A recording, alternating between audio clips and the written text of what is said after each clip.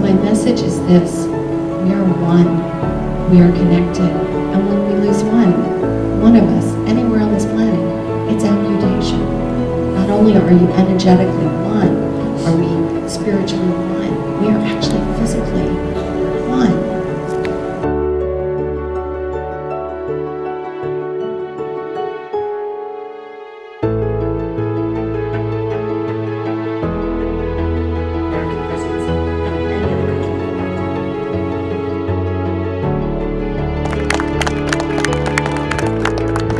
Something that I know in my core is the power of one seed.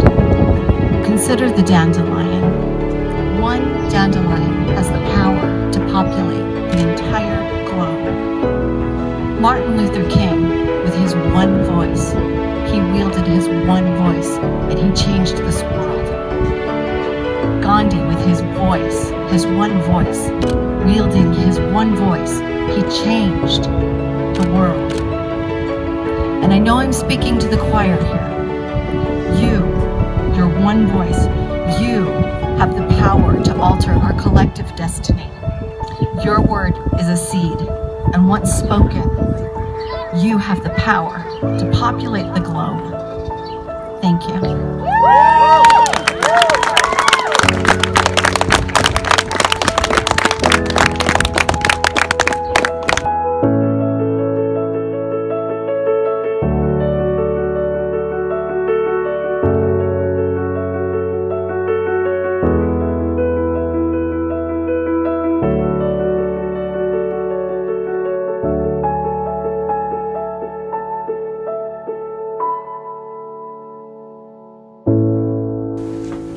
Hi, I'm Angie Finnemore. I'm a best-selling author with Random House, Simon & Schuster UK, Pocket Books, and others. I've signed six-figure publishing deals, and I've signed with some of the industry's top literary agencies. I'm also the creator behind Calliope Writing Coach, writing courses, conferences, and private writing coaching. This is the first in a 12-part series, Submission Possible. So welcome, and thank you for joining me. So, I had a participant in one of my courses who, she had paid, she was there, and the first question she asked, arms folded, is, why should I listen to you? Why do you do this? So I do think it's really valuable to know that. I went through a divorce, and the short of it is I lost everything. I lost my house, my car.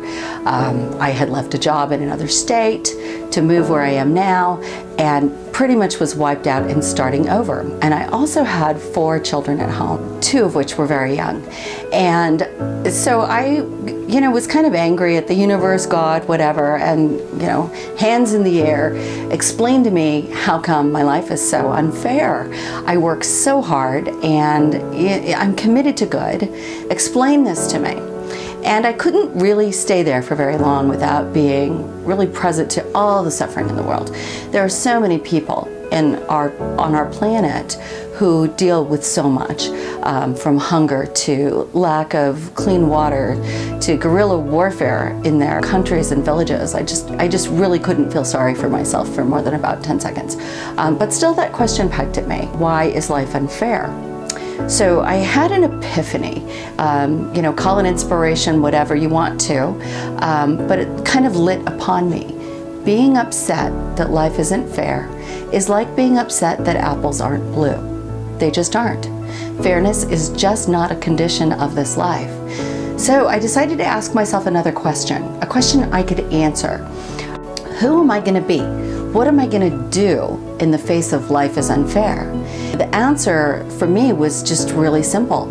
I'm going to do all that I can to end war, end poverty, end hunger, end violence in my lifetime. So everything that I do is inside of this context. And we're going to talk more about context later and how it governs everything that you do in your life. So I could write about 10 books. These are investigative nonfiction, very hardcore looks at society and how we operate and how we can elevate humanity. Escorted by an entourage of officers into the courthouse for their arraignment that morning. Or I could write 10 more of those in my lifetime, and I could empower thousands of others to write important books that change the world. If you really think about it, human beings spend their time eating, sleeping, and using the bathroom, working really hard in order to pay for the refrigerator, the bed, and the bathroom. There are two things that we do that create our memories, that create the experience of a valuable life, that create the essence of life. And those two things are making a difference and entertainment.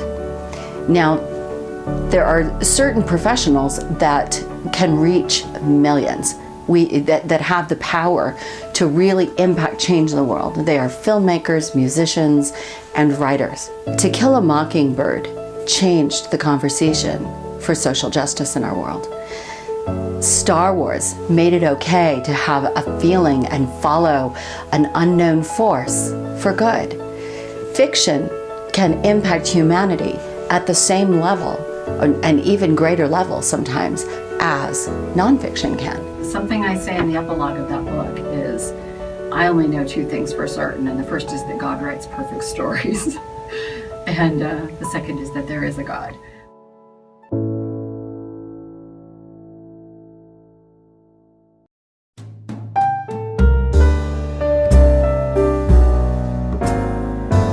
Calliope, writingcoach.com.